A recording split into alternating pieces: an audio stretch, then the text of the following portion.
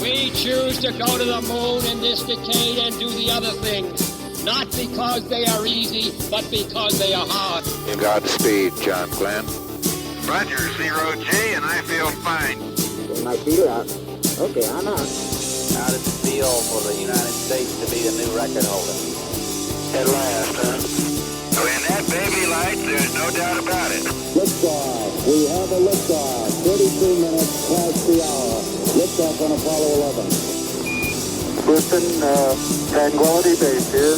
The Eagle has landed. That's one small step for man, one giant leap for mankind. Hello and welcome. This is Michael Annis, and you're listening to episode 131 of the Space Rocket History Podcast. And now, Apollo 1, Astronauts. As 1967 dawned, the goal set by John F. Kennedy no longer seemed impossible. Rather, the U.S. was almost there. The U.S. still had much work to do before we actually could land an American on the moon, but we were close. Before the last Gemini mission ended, NASA selected 3 men who would fly the maiden Apollo voyage scheduled for February 1967. Virgil Gus Grissom was selected to command the mission. He had been on flights in Mercury and Gemini. Ed White was the first American to walk in space, and Roger Chaffee had not been to space at all yet. I last covered biographical information on Gus Grissom from his Gemini 3 mission. Rather than repeat information already covered in previous episodes, I will start with a brief study of Grissom's Gemini 3 mission and then move on to his Apollo 1 mission. Let's begin with a clip from Jim Lovell describing Gus Grissom during this time period. Gus was a charger. He was a very macho type. He was really the typical test pilot. But he also had go fever. You know, he wanted to get it going. He wanted to get up there and do the job. On March 23, 1965, Gemini 3, also known as Molly Brown, successfully lifted off from Pad 19 with Gus Grissom and John Young at the controls. Gus carried with him 2 specifically engraved watches for his sons, Scott and Mark. Betty's souvenir was a new diamond ring hung safely and sound on a string around Gus's neck. The main objectives for the 5-hour flight were to test all the Gemini spacecraft's major operating systems and to determine if controlled maneuvering of the spacecraft was possible.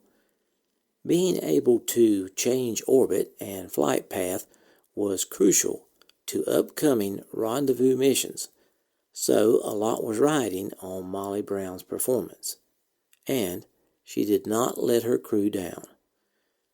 Grissom commented on the mission saying, quote, "To our intense satisfaction, we were able to carry out these maneuvers almost exactly as planned. The longer the crew flew, the more jubilant we became. We had a really fine spacecraft, one we could be proud of in every respect." End quote. Scientific experiments were also part of the flight plan, and Grissom had to perform one of them. According to Grissom, quote, "It was pathetically simple. All I had to do was turn a knob, which would activate a mechanism which would fertilize some sea urchin eggs to test the effects of weightlessness on living cells." Grissom continued, "Maybe I had too much adrenaline pumping, but I twisted that handle so hard I broke it off." End quote. Ironically, at the same time as Gus was performing his test, a ground controller was conducting an identical experiment on Earth. The controller broke off his handle as well. Another experiment that needed to be completed was testing the new array of specially packaged space food. Because future Gemini missions were scheduled to last several days, supplying the crew with an adequate diet was critical. John Young had been assigned to conduct this important experiment. Grissom constantly complained about the dehydrated delicacies concocted by NASA's nutritionalist. He was willing to eat the reconstituted food only because there was nothing else available, or so he thought. Gus had no idea that John Young had more than just souvenirs stowed in his spacesuit pockets. This is how it went, according to Gus. Quote, I was concentrating on our spacecraft's performance when suddenly John asked me, You care for a corned beef sandwich, Skipper? If I could have fallen out of my couch, I would have. Sure enough, he was holding an honest-to-John corned beef sandwich. John had managed to sneak the deli sandwich, which was one of my favorites, into his pocket. As Gus sampled the treat, tiny bits of rye bread began floating around the pristine cabin, and the crew was just about knocked over by the pungent aroma of corned beef wafting through the small confines of the spacecraft. Gus continued, quote, After the flight, our superiors at NASA let us know, in no uncertain terms, that non-man-rated corned beef sandwiches were out for future space missions. But John's deadpan offer of this strictly non-regulated goodie remains one of the highlights of the flight for me. End quote. Molly Brown splashed down at 2:15 p.m. after flying 80,000 miles and completing 3 successful orbits around the Earth. Grissom and Young were ecstatic about their textbook flight. Gus said, quote, I do know that if NASA had asked John and me to take Molly Brown back into space the day after splashdown, we would have done it with pleasure. She flew like a queen, did our unsinkable Molly, and we were absolutely sure that her sister craft would perform as well. End quote. Now here's Wally Schirra commenting on the flight of Gemini 3. Gus was very intense, very, very intense about the problem he had with his Mercury flight, very intense about sort of disappearing out of the system. So he made his Gemini flight a perfect Gemini flight. The flight of Gemini 3 was followed by an enthusiastic reception and parade at Cape Kennedy. The following day, Grissom and Young, accompanied by their families, flew to Washington, D.C.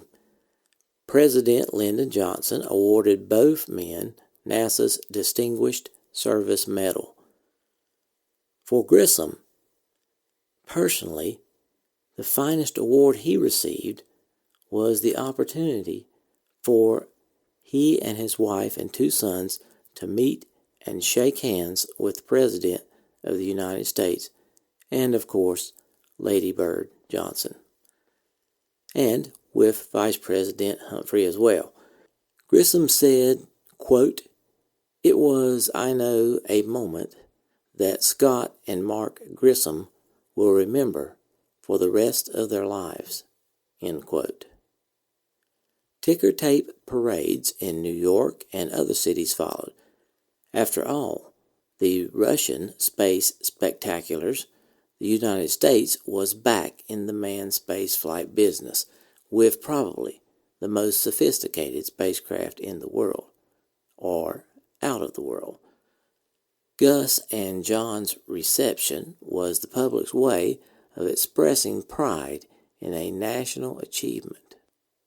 Molly Brown's flight was followed by 9 other manned missions. Each flight gave the program a wealth of knowledge, techniques, and much-needed confidence.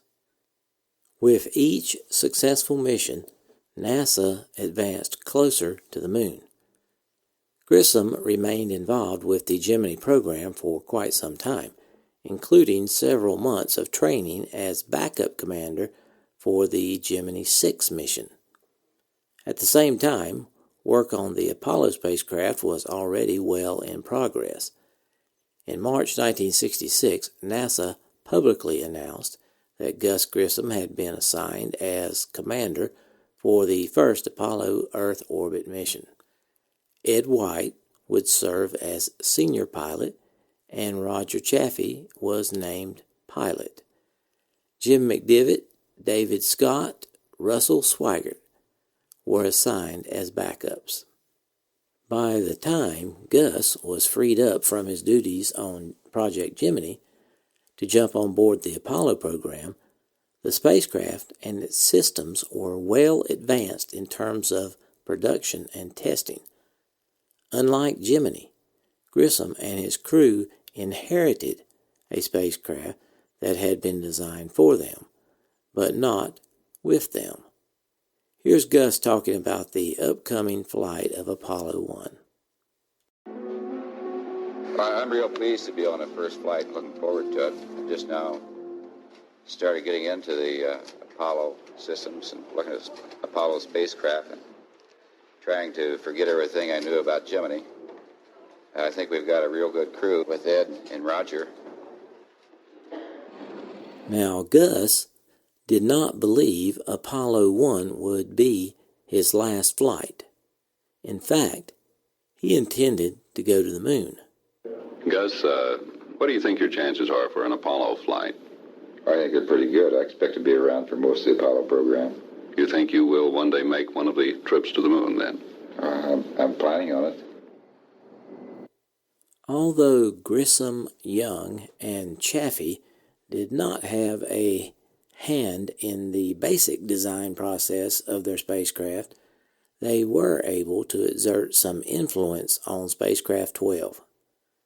Gus, Ed White, and Roger Chaffee, along with their supporting staff of engineers and technicians, participated directly in the progressive design and manufacturing reviews and inspections as Spacecraft 12 neared completion. But some of the things Gus saw, he did not like. As the pressure mounted and dissatisfaction grew, Grissom, for the first time, began to bring his work problems home. Normally, when he was at home, Gus did not want to be with the space program. He would rather just be playing around with the kids. But now, he was tense about it. The arrival of Spacecraft 12 to the Cape only brought more problems. It soon became obvious that many designated engineering changes were incomplete. The Environmental Control System unit leaked like a sieve and needed to be removed from the module. As a result, the launch schedule was delayed by several weeks. The Apollo simulator, which was used for training purposes, had its own set of problems and was not in any better shape than the actual spacecraft itself. According to astronaut Walter Cunningham, quote, "We knew that the spacecraft was, in poor shape relative to what it ought to be. We felt like we could fly it, but let's face it, it just wasn't as good as it should have been for the job of flying the first manned Apollo mission." End quote. Nonetheless, the crew made do with what they had, and by mid-January 1967, preparations were being made for the final pre-flight test of Spacecraft 12. Around this time, Gus was asked how he felt about the risk of flying in space. This was his answer. There's always a possibility that you can have a catastrophic failure, of course. This can happen on any flight. It can happen on the last one as well as the first one. So you just plan as best you can to take care of all of these eventualities. And you get a well-trained crew and you go fly. With his eyes open, Gus knew and accepted the risk. On January 22, 1967, Grissom made a brief stop at home before returning to the Cape. A citrus tree grew in their backyard with lemons on it as big as grapefruits. Gus yanked the largest lemon he could find off the tree. Betty had no idea what he was up to and asked Gus what he planned to do with that lemon. Gus said, quote, "I'm going to hang it on that spacecraft," end quote. Then Gus grimly kissed Betty goodbye. Betty knew that Gus would be unable to return home before the crew conducted the plugs out test on January 27th. What she did not know was that January 22nd would be the last time Gus was there at his house. Okay, now that we have caught up on Grissom's life to the point of Apollo 1, let's turn our attention to Ed White. Gemini 4 was Ed White's first space flight. Perhaps that is why he commented just before the flight that he did not feel entirely safe in a spacecraft. But even with that lack of confidence, White gave his trademark thumbs-up sign to the crowd that had gathered on June 3, 1965, and he boarded Gemini 4 with Commander Jim McDivitt. They lifted off from Pad 19 at 10:16 a.m. Now, Ed was a devout Methodist, and he brought 3 special items to carry with him during his planned EVA. First, a St. Christopher's medal. Second, a gold cross. And third, a Star of David. When asked why he took those items, Ed replied, I had a great faith in the people and the equipment that we were using for the mission. I had a great faith in myself, and especially in Jim. And also, I think I had a great faith in my own God. Ed continued, quote, "So the reason I took these symbols was that I think this was the most important thing I had going for me. And I felt that while I couldn't take one for every religion in the country, I could take the 3 I was most familiar with." Perhaps that's why Buzz Aldrin commented about Ed in this manner. Called him a straight arrow, and that's what he was. He was directed toward what the objective really was. Now back to the highlights of the flight. At the beginning of the second orbit, Jim and Ed started to go through the checklist for the various EVA equipment. Within the cramped confines of the spacecraft, they unpacked White's emergency oxygen chest pack, his specially designed thermal gloves, and the bulky 25-foot combination primary oxygen umbilical and tether cord. The 7 1/2 pound maneuvering unit was unstowed and checked. The camera equipment, which would record White's historic walk, was assembled. The crew wanted to be very meticulous in their EVA preparations because it was the first U.S. walk in space. So Ed and Jim wanted it to be perfect. As the time for the EVA drew near, the crew realized that they were starting to rush through the checklist. McDivitt made the call to delay the EVA until the third rendezvous in order to give them the time they needed to properly check and don the equipment. Now, this disappointed Ed, but he eventually agreed it had to be done. So the crew started from the beginning of the checklist and repeated the procedure using as much time as they needed to get it done. During the third revolution, the crew received a go-ahead for both decompression and EVA. Accordingly, the spacecraft's atmosphere was reduced to a vacuum and White's hatch was opened. As Ed White stood in his seat preparing for egress, he checked his camera equipment 3 times. Ed said that he wanted to make sure he didn't leave the lens cap on. He knew he might as well not come back if he did. At 2:45 p.m., as Gemini 4 passed beyond Hawaii, Ed White emerged through the hatch. He said there was no push-off whatsoever from the spacecraft. The spray maneuvering gun actually provided the impulse for him to leave the spacecraft. As Ed began his spacewalk, he became fully aware that all of his Vox transmissions were being heard by millions of people who were glued to their radios and TV sets. And he thought, what do you say to 194 million people when you're looking down at them from space? Then the solution became very obvious. Those listening on Earth didn't want him to talk to them. Instead, they wanted to hear what the astronauts were doing up there. So, what everyone heard was 2 test pilots conducting their mission in the best manner possible. Ed relayed that he did not experience any disorientation or sensation that he was falling, in spite of the fact that Gemini 4 was whipping through space at speeds in excess of 17,500 miles per hour. White felt very little sensation of speed. He reported that the maneuvering unit was working well, and the only problem he had was there just simply was not enough fuel. Here's the clip.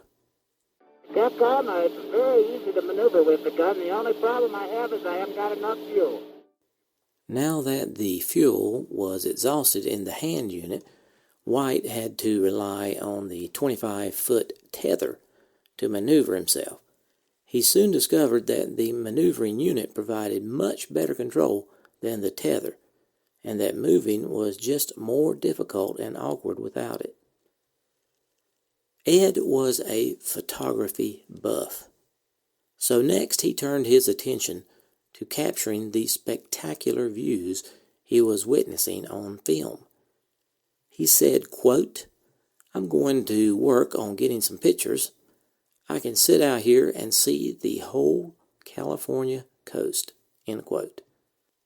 While White snapped away with his 35mm camera, Jim McDivitt took some photos of Ed as he came into full view of the window. As he maneuvered away, Ed accidentally bumped into the spacecraft, leaving a mark on McDivitt's window. The world delighted in hearing the banter between 2 friends as Jim stated, quote, You smeared up my windshield, you dirty dog. You see how it's all smeared up there? End quote.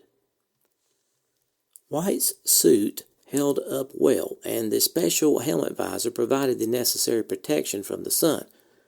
White noted that the sun in space was not as blinding as it was on Earth. The entire spacewalk was progressing extremely well. It was clear that White was enjoying himself thoroughly as he exuberantly radioed, quote, I'm very thankful in having the experience to be first. This is fun, end quote. And here's another clip.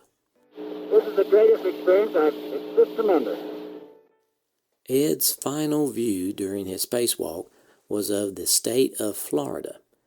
He could see all the lower part of the state, the island chain of Cuba and Puerto Rico. But all too soon, the flight director ordered White back inside the Gemini, and America's first walk in space came to an end. No one was sorrier to see it end than Ed White. He radioed, quote, It's the saddest moment of my life, End quote. Now, without the benefit of the handheld propulsion unit, Ed needed extra time to return to the hatch. Here is where a bit of controversy occurred. Some of the experts contended that Ed's delay in getting back to the hatch was an indication that he had suffered from a kind of narcosis of the deep, or euphoria. But Ed insisted that this was not the case. Further, he said, quote, "I can say in all sincerity and honesty that I enjoyed the EVA very much, and I was sorry to see it draw to a close, and I was indeed reluctant to come in. But when the word came through the EVA phase was over, I knew it was time to come in, and I did. There was no euphoria, but getting back into the cabin took just as much time as getting out. I had to do the same things, only in reverse order, handing my gear into Jim, and so on." End quote. White had now achieved his goal of becoming the first man to propel himself in space. In addition, his spacewalk had lasted twice as long as Alexei Leonov's 10-minute excursion. Ed had felt many things during those 20 minutes, but the biggest thing was a feeling of accomplishment. Gemini 4 made 62 orbits around the Earth, flying over 1.6 million miles before splashing down in the Atlantic.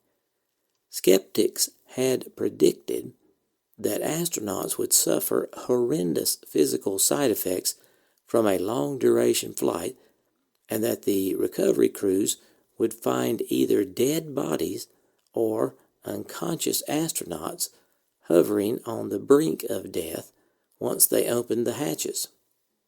However, the recovery helicopter pilot saw a totally different sight. He saw a couple of kids playing on the beach, splashing in the salt water. Ed White was doing some kind of exercise that resembled deep knee bends. Both astronauts appeared to be in fine shape, aside from a slight case of seasickness on Ed's part, and being in a desperate need of a shower and shave. Commenting on their distinctive aroma after the flight, Ed quipped, quote, "I thought we smelled fine. It was all those people on the carrier that smelled strange." End quote. On board the recovery carrier Wasp, Ed stated, quote, "I felt so good, I didn't know whether to hop, skip, jump, or walk on my hands." End quote. In fact, Ed's spirits were so high that he danced a jig on the way to the crew quarters. In spite of their good mood, the astronauts had experienced some practical concerns during their flight. They found the work-rest cycles to be inadequate. Thoughts about running out of water had caused the crew to be overly conservative in their water intake, putting them at risk for dehydration. In addition, White noted that about 4 or 5 hours after eating, he began to feel as if his energy level was going downhill in a more pronounced manner than it did on Earth. Each time he ate, he noted definitively that his energy level bounced up. Now, those who knew Ed White were not at all surprised to learn that hunger pangs were his biggest discomfort during the flight. Ed was known to have the most voracious appetite in the entire astronaut corps. Although space doctors failed to find an ounce of fat on his 170-pound frame, White could put away 2 full-course dinners at one sitting and then ask for dessert with a straight face. Needless to say, it did not take Ed long to gain back the 8 pounds he had lost during his flight. Upon returning to Houston, White and McDivitt received a grand welcome home. President Johnson took the opportunity to promote both men to the rank of lieutenant colonel and presented each of them with a NASA Exceptional Service Medal. Chicago played host to an enormous ticker tape parade. The University of Michigan awarded the newly created honorary doctorate degree of astronautical science to both alumni. And after he received the degree, White, who was still trying to get adjusted to his new military title, joked, "I can hardly get used to people calling me colonel. I know in a million years I'll never get used to people calling me doctor." Finally, White and McDivitt, along with their families, were asked to represent the United States at the Paris Air Show. In spite of the presence of Russia's pride and joy, Yuri Gagarin, the U.S. Gemini space twins captured a great deal of media attention and put the U.S. manned space program back on the map. Based in part on the quality and strength of his EVA performance, Ed White was selected as senior pilot for the first Apollo flight. Grissom expressed a great deal of satisfaction with White, saying, quote, "Ed is a real hard driver. I don't care what kind of job you give Ed, he's going to get it done. He's going to get it done and finished." End quote. Ed valued Grissom's experience and was pleased to discover that he and his commander tended to think along the same lines about many things. As the crew prepared for the Apollo 1 flight, they encountered numerous glitches and setbacks with the Apollo spacecraft. The crew stayed focused and dealt with the problems as they came up. In spite of the frustrations and delays, they never failed to keep their sense of humor intact. Well aware of Ed White's tremendous appetite, Grissom joked that during the Apollo 1 flight, he planned to keep his personal food supply under lock and key to discourage Ed from sneaking samples from his meals. Shortly before the final series of spacecraft testing began, the crew was asked to pose for pictures wearing their spacesuits. As photographers attempted to get the perfect shot of the first Apollo crew, Grissom reached over and tugged at a cord on White's spacesuit, causing its bright orange Mae West to suddenly balloon to life. As the crew entered the Apollo 1 command module for the plugs out test on January 27, 1967, Ed White took the center seat. Towards the end of the test, they would be practicing emergency egress procedures, and Ed would be responsible for opening the hatch by removing the bolts which sealed it shut. It was a difficult maneuver because Ed needed to reach over his head to loosen the bolts with a ratchet. The inner hatch was extremely heavy, but Ed, who was known for his great strength, had become accustomed to handling it by repeatedly practicing the opening procedure. Although the well-trained crew had practiced the egress drills numerous times, they never had managed to perform the duty within the 90 seconds recommended time frame.